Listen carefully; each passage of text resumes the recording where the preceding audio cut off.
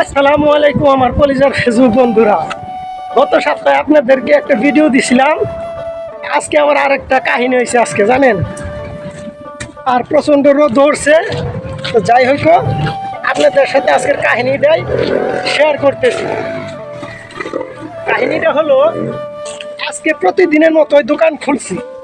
দোকানটা খোলার সাথে সাথে একটা লোক আইছে, একটা ভ্যান নিয়ে, মাইক্রোবাস নিয়ে। তো ওইটার মধ্যে দুইটা মাল ছিল। কইছে যে এই মালটা ঠিক করে দে। তো যাই হোক, আমি গেছি। সে যখন কাছে আইছে, মানে এমন বিশ্রী একটা গন্ধ, সেটা মনে করেন আমার বমি হয়ে গেছে গা। এত বিশ্রী গন্ধ। আর এই গন্ধটা হওয়ার কারণ স্বাভাবিক, ওইটা সে কাজ করে হয়তো বা ঘামছে শরীর, আর শরীর ঘামার পরে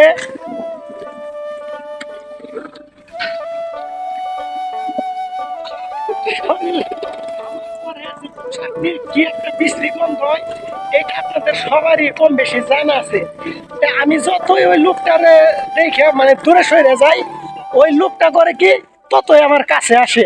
এখন না পারি ওরা কিছু কইতে, না পারি নিজে সইতে।